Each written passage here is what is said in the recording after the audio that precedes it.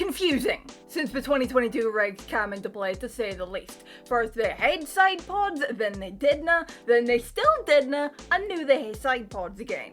And today I want to speak about the Brackley-based team. Have they really found something with their return to side pods and the other upgrades they brought recently, or did Barcelona just make them look good? And does this provide them with a solid base to work for to then give them a standing chance at challenging for championships again this year, or maybe, emphasis on the maybe, attempt to do what seems impossible and challenge Red Bull for a win or two later this year? On the side pod indecision they've had the last year and a half first, it still baffles me as to why they originally stuck with the zero pod concept for 2023 initially. I mean, sure, towards the end of 22 the season they were doing quite good. They had some really good performances in Austin and in Mexico, and especially in Brazil when they took that 1-2 finish with George Russell getting his first race win. When you end up getting good performances like they were at that time, it would be easy to think, okay, perhaps this concept will actually work and we can stick with it for this year and let that good cloud your judgment. But at the end of the day, it was the wrong choice to stick with the zero pods this year, and Merc basically admitted that much before the lights even went out in Bahrain this year. Hence why they now have side pods. A new floor and front suspension was also part of that package that came to Monaco, I know, but you get my point that they should have abandoned the zero pod concept ahead of this year, not during it. It was brilliant to try it, and I mean, God knows, you can't fault them for trying, but it was not the right choice. Now on to the car itself, their upgrades do seem to be working for them. They were decent in Monaco when they brought them, they were better in Barcelona, a lot better with their best weekend of the season, and that's great for them and great for F1 that someone is at least getting even a period closer to the all-conquering Red Bull. I don't think every race for them will be like Barcelona, where they had, as I said, their best weekend of the season so far. I think Barcelona did flatter them a bit. If you recall, they were pretty decent at Barcelona last year as well.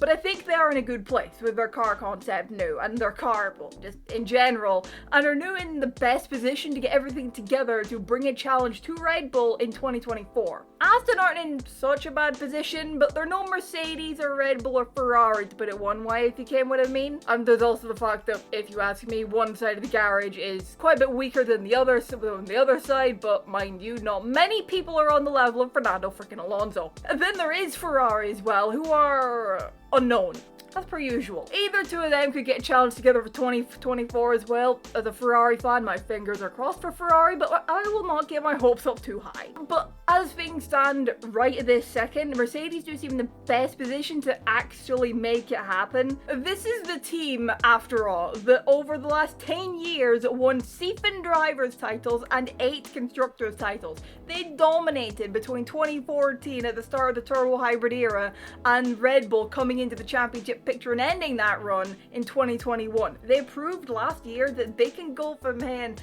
difficult start to the year to a good end of the year. It's unknown if coming into this year, had they had the W14 that they have now, that they'd be in a better place at this point in the season than they actually are, but that's one of those what ifs. But if they can this year, like last year, turn a difficult start into a good end and then carry that good end from this year into a good start to this year with a good car and carry that through the season, Red Bull are gonna have a challenge on their hands. Mercedes don't give up easily. I don't know, Mercedes to me just seems like that team that they've become a bit inevitable, that they're gonna come back, and it's always this thought of, okay, when are Mercedes gonna get their shit together? You know, they're gonna get their shit together, they're gonna get back to winning races, because that team, it just, the way it just works so well. Toto Wolff, all credit to him, you know, the guy's doing a phenomenal job. I got there in the end at Mercedes. And if Mercedes could say have a strong end to this year and carry that into next year with a good car, a championship challenging car, Red Bull are gonna have a task on their hands. But what about this year though? Well, no matter how much it may look like Red Bull could win every race this year, they wanna. There's no why they will win all 22 races this year. They'll win most of them, but not all of them if you ask me. And could one of those races Red Bull don't win go the way of Mercedes? Well, yes, it very well could. Well, okay, maybe it'll come this weekend in Canada. God knows Hamilton is always good around there. And again, Mercedes weren't overly shabby there last year. Although, mind you, Canada is one of them tracks where if Hamilton isn't good, you know something's wrong. Could this weekend bring win 104 for Hamilton? Then in terms of their drivers, there's no much to say really.